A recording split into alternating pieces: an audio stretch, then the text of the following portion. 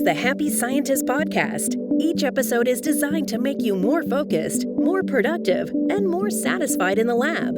You can find us online at bitesizebio.com/happyscientist. Your hosts are Kenneth Vogt, founder of the executive coaching firm Vera Claritas, and Dr. Nick Oswald, PhD, bioscientist, and founder of Bitesize Bio.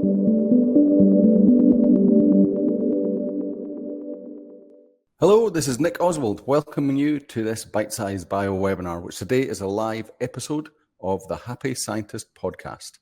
If you want to become a happier, healthier, and more productive scientist, you are in the right place. With me, as always, is Mr. Kenneth Vogt. In these sessions, we'll hear from Ken mostly on principles that will help shape you for a happier and more successful career. And along the way, I'll pitch in with points from my personal experience as a scientist and from working with Ken. If you have any questions along the way, put them into the questions box on the side of your screen and I will put them to Ken. Today we will be covering how to stay sharp in the lab, protecting your attention against distractions. Ken, over to you. Hey Nick, how you doing?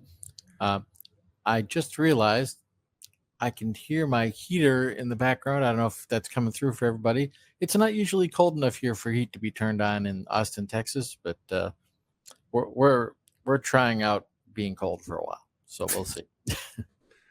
So, how to stay sharp in the lab?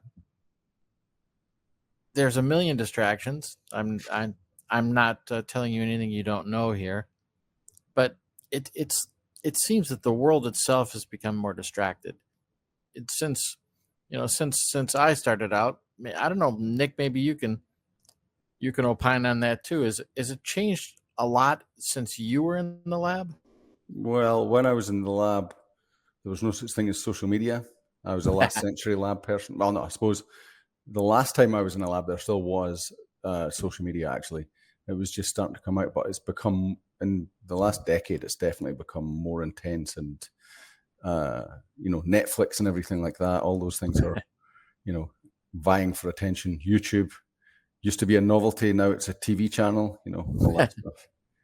Exactly. Well, we're going to get into all that. And of course, social media is just a part of it. There's a lot going on that could draw you away from where you should be focusing your attention. And that's where I want to start off here. It's talking about attention. Attention is something that you only have so much of. And I will presume that if you're somebody that's made it all the way through a PhD program or even beyond, but even up to that, you've been pretty good at keeping your attention where it needs to be, or you would have never made it. But that being said, there's all kinds of new ways that your attention can get hijacked. It's something that we need to pay attention to because you only have so much to give. And it can get to a point where if you are at all times having to have your full attention focused on this or that or some other thing, at some point you won't be able to take it anymore. We can't run at 110%.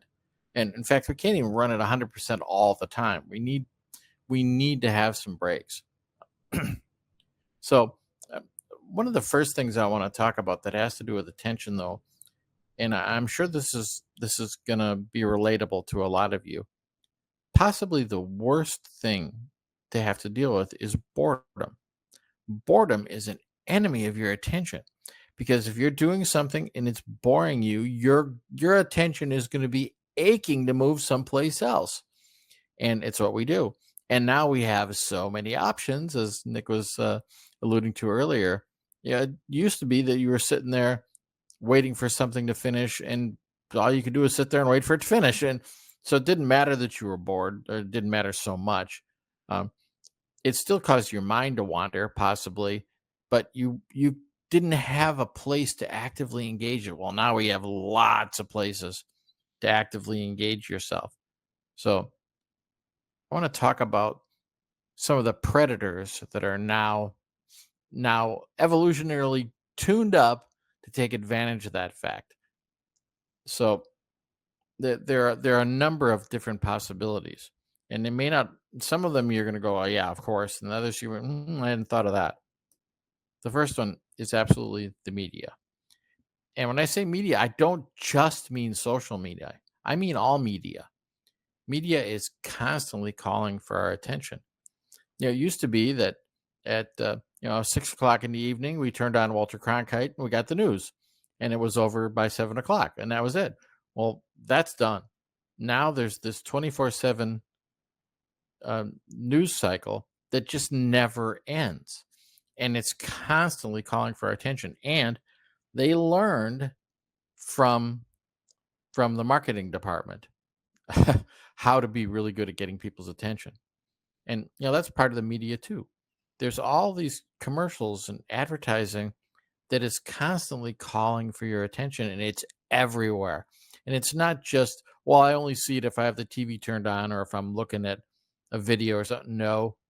Yeah, if you look around your lab, I'll bet you see advertising in your lab. You can't even get it out of your own zone. It makes its way in. It's constantly there. So we have to be, first off, we just need to be aware that it's there. It's not necessarily that it's evil, or it's that it's bad that it wants your attention. Often it wants your attention for valid reasons. You do need to know about new products that are available to you that will help you in doing your job. You do need to know how to use the equipment that you've got, and some of it is done for commercial purposes. Others are just for educational purposes. They are trying to help you, but it can be overwhelming. So you have to be aware that the media environment is not going to lessen up. It's there. You have to acknowledge that reality and operate from there. Next, there's technology. Technology has advanced immensely just in the last couple of decades, let alone, or like you said, the last couple of decades, the last couple of years, the last couple of months. It just keeps growing and growing and growing. And it's very compelling. It's very interesting. And its potential for usefulness is undeniable. So of course you are going to listen when it calls for your attention. But again, we need to just be aware that this is here and it's the way it is now. It's not gonna go away.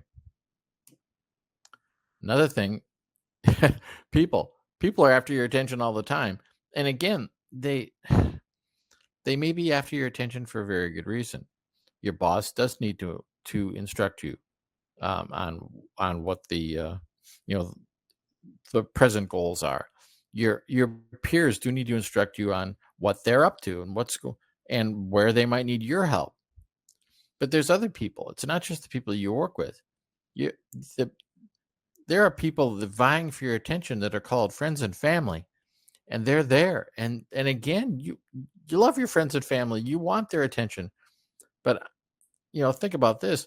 Have you ever seen a more effective, sophisticated attention predator than a 3-year-old? Golly, they're good at it. Because you know what? They've got nothing else to do except focus on how do I get mommy or daddy's attention. It's always there. Now, I will grant you, probably your 3-year-old can't call you up or FaceTime you in the middle of your work days, thank goodness. But it's always there. And of course, it's attention you want to give too. So it's not like I'm saying, okay, here's how you stop being bothered at all by the attention of your own children. No, you can't do that. You don't want to do that. But again, it's always there. And all these things start to compound. They're piling up. The media is taking your attention. Your own technology, your chosen technology is taking your attention. The people in your life are taking your attention. And then the last one is you. You are possibly the worst predator for your own attention because you make the choices. You make the decisions that, okay, right now I want to think about grocery shopping this week. Right now I want to think about my next vacation. Right now I want to think about my favorite hobby. Now, it's always there. And again, these are things that matter to you, are important to you. Some of them are big, some of them are small, but even small things can grab your attention. if we focus back again now to just the lab itself, what actually happens? So let me use an example. Like, say you have a task like calculating reagent concentrations, or you're pipetting multiple samples. That takes focus. It takes awareness, right? And I'm not speaking from personal experience here because I've never done either of those things, but I have watched a number of videos on Bitesize Bio about pipetting, and I had no idea how complicated that could be. But you have that idea. You know what it takes. And sometimes it's a task that really requires your full focus. Other times, it's not that it requires your full focus. It's just that it's mundane and boring and repetitive. And it's so easy when you have free bandwidth, mental bandwidth, to start thinking about something else. And I might be thinking about something else at work, something else, your next task that you're going to do, or the next, or what's going to happen next week, or the conference you're going to, or another paper you got to write, or whatever you got going on. It's so easy in those mundane moments to be sucked away to something else. And now sometimes that's not necessarily a bad thing. It's because it's actually downtime. Now, if it's actually downtime, well, then you do want to make good use of it. But sometimes it's not really downtime. It just doesn't require all my attention. But we have to be careful then if we start using that surplus attention, that it doesn't rob the current task of the small amount of attention that it still requires. So part of this can be you can address this through experience. How well do you actually know how to do something? Uh, it may not be that it's so terribly hard. It just may be new or something you don't do very often, so it's not as familiar. So it behooves you to make sure you know how to actually do the tasks that is in front of you. And it also means you got to know the details of it. It's sometimes you go like, yeah, I've got a broad understanding of this, or I get the overview, and we stop there. Whereas if we think through the details, in preparation, to be there ahead of the task, don't wait until that moment and then find out when you're there. Oh, wait a minute, I need to have this supply, or this tool available to me. And we don't notice it until that moment. Well, I mean, that's kind of a instant gratification problem. We don't want to think about it up front because, oh, I'm not doing it right now. I don't want to waste the energy. But planning ahead for things can protect you from yourself, that you won't start stealing your own attention away. Another thing you can do in your environment is, have you protected yourself from distractions while doing this task? When I'm going to need to focus here, do you turn off notifications on your phone? Do you not answer phone calls?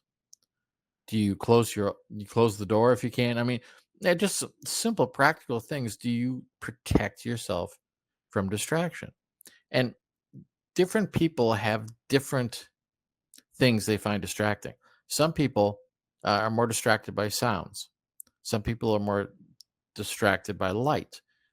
You got to know yourself and know what happens. And maybe it's in this setting, I need to have protection from sound disturbance. In this setting, I need to have protection from light disturbance. Pay attention to those things. Notice them.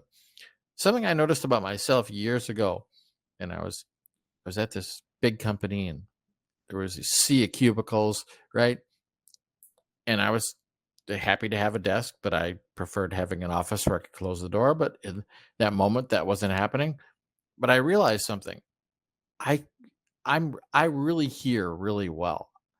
And so I'd be sitting at a cubicle and I could hear every conversation around me.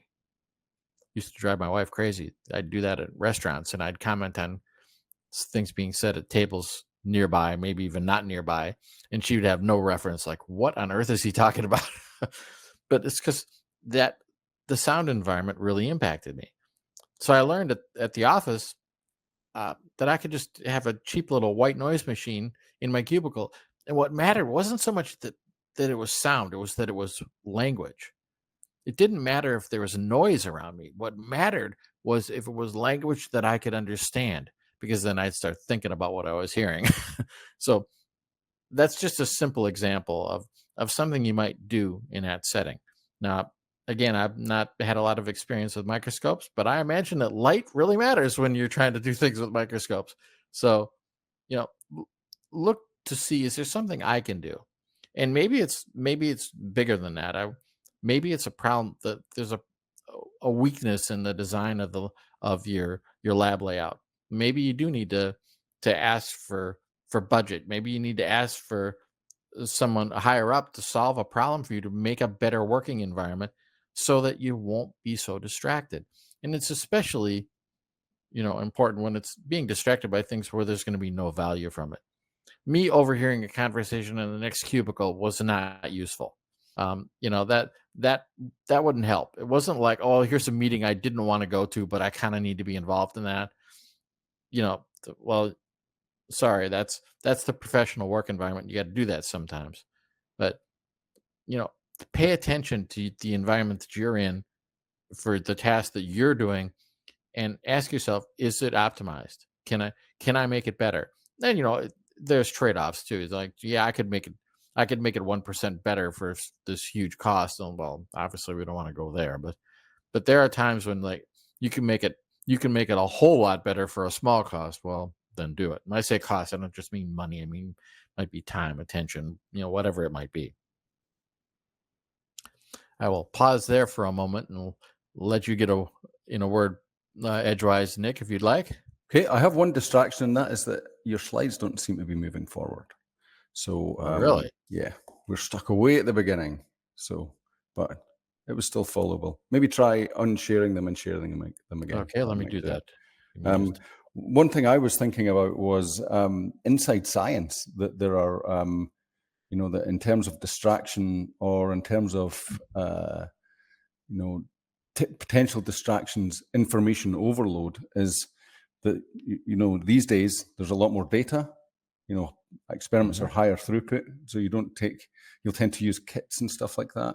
You don't tend to go back and spend the time doing easier things, so much time anyway, doing easier things like making the things that you're going to do the experiment with, and so on. Also, God, this make now I sound like a dinosaur.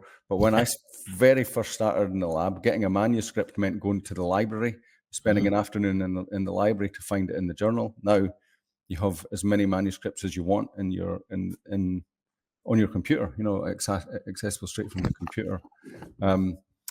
So yeah, that was a couple of other things, inputs from science that I was thinking. In terms of the solutions you're talking about, the noise cancelling headphones and white noise on Spotify or whatever is the way to go. And I don't think you've even got on to turning your phone off or whatever. Right. Well, for a lot of folks, that's like, turn my phone off. You're asking me to stop breathing. Yeah. But it's worth considering, folks. Yeah, definitely, or at least limiting what your phone can do for you. Right. There you go. Now it's moving. Okay, good. All right then. So just to reiterate, these are the predators you need to care about, and don't discount that last one. You are your own worst enemy. Trust me. Everybody else is bad. You're worse. So take charge of your own life. Okay. So I mentioned that some of the tasks that you do can be kind of boring, and like you were just talking about, Nick. You got a kit. It's pretty much it's all worked out for you. But there are times when you have to get involved, right? It's like you wait and wait and wait. Okay, at this stage, I need to take this action. I need to do this, do whatever. In between, you've got that time. Now you can let that time go by idly and just let whatever wanders into your head take your attention. And I mean, if it's something, it's like I gotta wait 30 seconds and then do something. Well, yeah, you don't have to plan for that. But even though you start something going and it's gonna be an hour and a half, Well, plan that time. And you gotta then decide, okay, what do I want to accelerate here? Do I want to accelerate this task that I'm doing? Do I want to accelerate the bigger project? Do I want to focus on the strategic objectives of our lab at during this downtime, or do I want to focus on my career? Now, obviously, these are all important things, and they all need some time. And if you give it some upfront thought, okay, I'm gonna have an hour and a half. Okay, that I do have enough time here to think about some bigger project or some more long term thing. Other times it's like, okay, all I really have time for is here to prepare for the next step in the task. Fine. Just make sure you're choosing those things. Make it your choice. Don't just let it happen by accident. Because if you just leave things to just happen organically in the moment, you will often make very short term choices. And it's not that that's necessarily bad, but it may well be worth the energy to make better use of that time. And I'm sure we all are surrounded by some people that are just monsters about that, man. They're just effective at every given moment. They just never a minute wasted.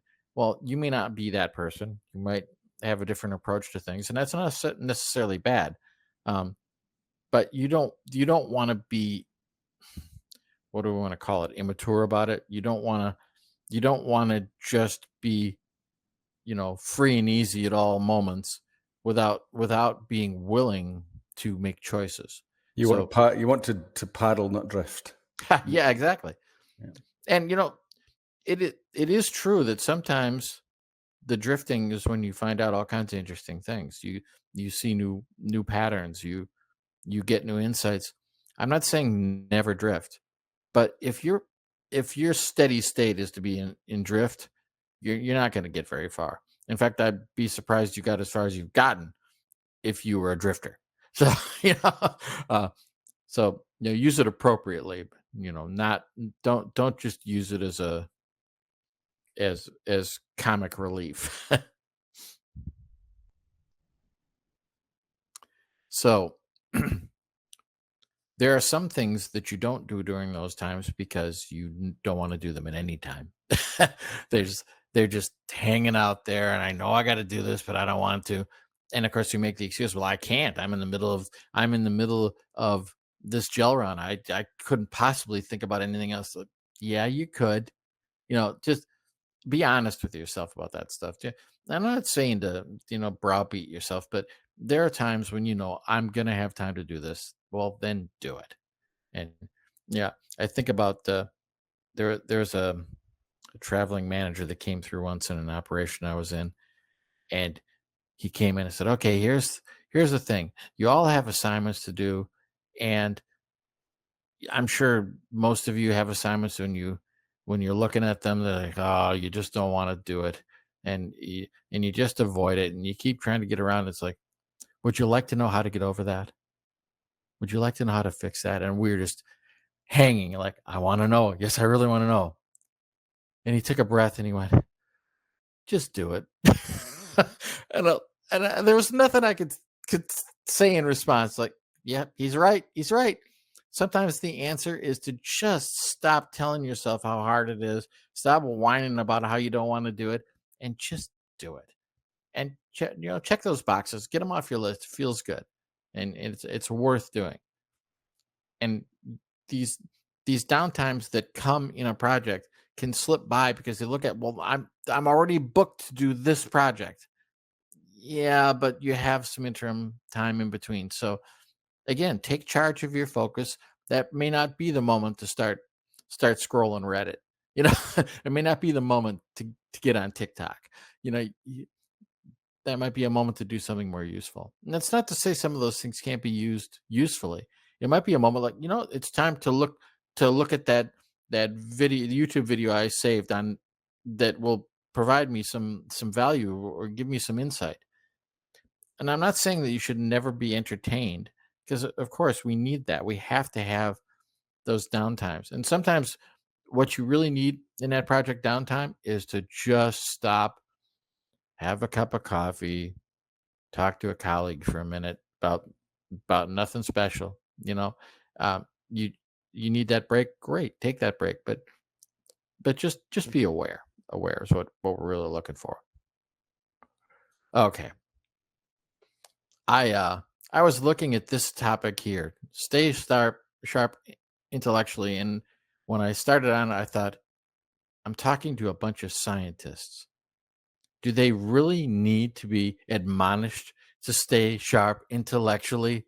Well, bear with me through this because I think it is worthwhile. Because sometimes, you may well have been going, you know, you got your candle with both ends burning, and you've been doing that for years. Sometimes you have to be more proactive about it. So you want to challenge your brain. Yeah, and I know you have a challenging job, intellectually speaking, already. But sometimes you need to challenge it in areas that are not being touched yet. Give you it helps with your creativity to every once in a while look outside of the markers of what you're doing now. And that will help you. It's like any kind of exercise. It makes you stronger. It will make your intellectual engagement on the direct things stronger. So, continue to be curious. Look out there in the world and see bigger things. I know it can be challenging to read everything there is that needs to be read in your particular area, but you really want to. And if you can, branch out a little more widely on occasion and read something. I say if you can, make it a point to look in that next over area. You're a biologist, take a look at some chemistry. Your knowledge, your specific area of expertise in biology may be very narrow. Look more broadly, and think critically about it. Don't just like, okay, it's just all right. I'm going to check the box. I read something that wasn't directly related to what I typically do. No, you really want to think about it too. And again, it's exercising that critical thinking muscle will help you with the rest of your job. You've got to engage with other people too. It's not just about I'm going to read something. Well, if you read something interesting, talk to somebody about it. Have thoughtful discussions. And yes, sometimes that'll be with colleagues who are intellectual peers, but it can be with people that aren't necessarily that, because you'd be surprised how much insight you can get from somebody that isn't erudite in your area of expertise. Because sometimes they will recognize, hey, the emperor has no clothes. Talking to a child about things can be very useful because how do I make the child understand something about this? Well, you will have to clarify it in your own mind to be able to describe it to others. Now, it's not necessarily just children, it could be management. Yeah. Again, they're not in the lab anymore. So you may have to simplify it so that they can grasp it. And not that they're not smart enough to grasp it, they got a lot of things on their mind. They've got their own distractions. So I got to make this consumable enough that they'll listen. That's worthwhile for you, and it will help you later on when again you've built up a muscle, you're stronger, you'll get better at it. Another thing is to write about what you're working on. Now I realize sometimes that writing is actually required work, it's part of the task.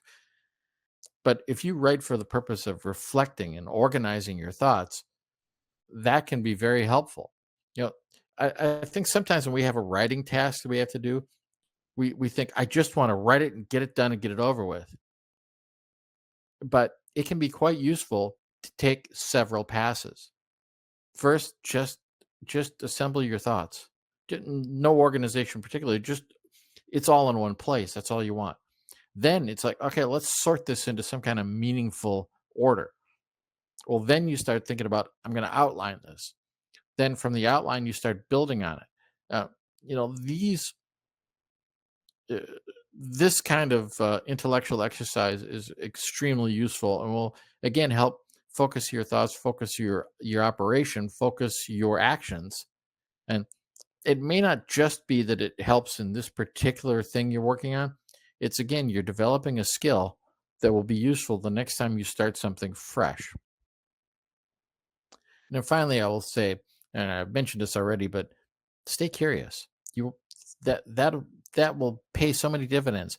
And your curiosity can't just be stuck in your own head. Ask questions. And those questions might be that you ask of people. They might be that you're asking a chat GPT. It's a question I'm going to seek an answer. I want to know, so you go out there and you start looking for things. So that's the point of staying sharp intellectually. So again, Nick, I have gone on for quite a while without letting you talk. So Okay. I was just writing down some stuff. So it's interesting. I was reading something this week that's just in parallel with that. It was about physical training, and it was about finding the ways that your body doesn't want to move or has trouble moving, and using that. And the whole premise behind it is similar to what you're talking about there, or it's a similar reason. Your mind is a reducing valve. It wants you to do less and less, to be safer and safer, more and more, safer and safer, make the world smaller and smaller.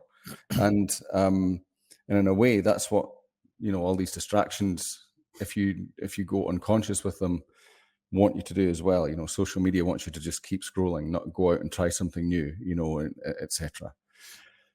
It's quite interesting that that you think about that's what you're battling against. So when you're, in terms of sport, if you've never done an exercise and a certain movement and your body struggles with it, you go there, you focus on that and start that movement until your body gets used to it, and then you have that movement available. And it's the same intellectually, that if you go to analogous area, if you go to read some chemistry instead of some biology, read some philosophy, read some fiction, watch something rather than read it, listen to some music that you wouldn't listen to.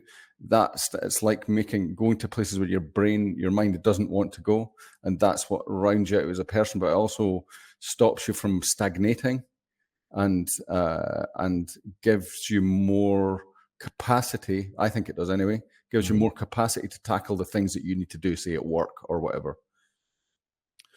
Yeah, I was just thinking of something that's happening in my own life right now that applies pretty well to, and it offers an interesting observation.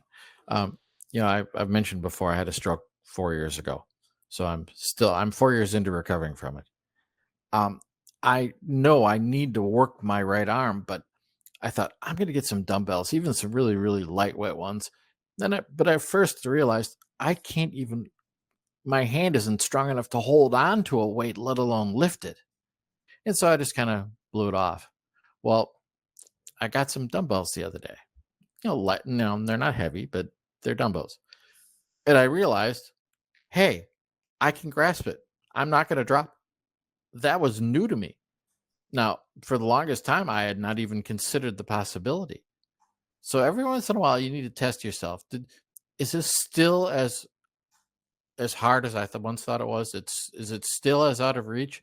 Because as we've noted, things keep changing. We keep getting access to more information and more technology, and the opportunities abound, and they continue to expand.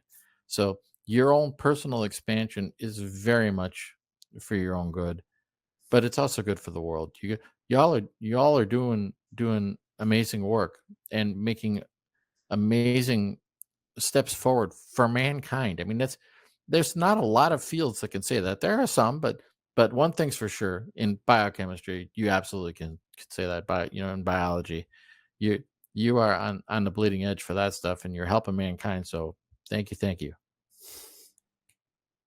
So that's what I had to say today about staying sharp in the lab. That's Anything cool. you want to add, Nick? Yes. So I was just going to point people towards the episode, the podcast that I was listening to, where I was telling you about this. I'm trying to find which one it was. It's the podcast is by a neuroscientist, actually. It's the Huberman Lab podcast. And the most recent one, let's have a look here. Yeah, the Peter. Yeah, there's a recent. We'll put the link to this podcast in the episode in the notes for this. But yeah, there's one just released. It's quite annoying. I should have figured that out which one it was. But there's one about movement and about, here we go.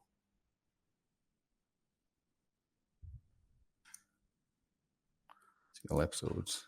Now I'm looking on Spotify because I thought I could remember what it is.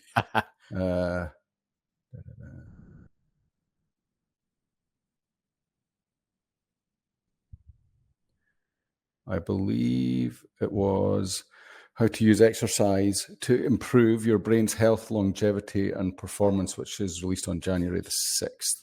But he has many episodes like that where he's talking about using different modes to get more out of your body and your brain. So that's it's an expansion on the premise that you were talking about there in lots of different directions. Okay, so that just leaves me to thank you for another great episode, Ken.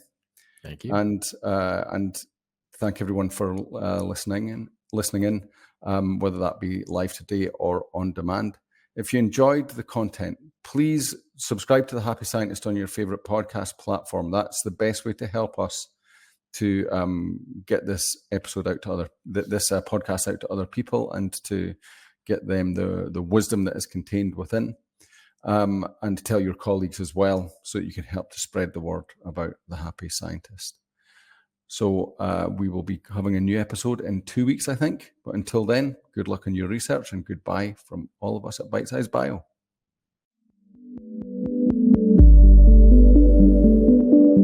The Happy Scientist is brought to you by Bitesize Bio, your mentor in the lab. Bitesize Bio features thousands of articles and webinars contributed by hundreds of PhD scientists and scientific companies who freely offer their hard-won wisdom and solutions to the Bitesize Bio community.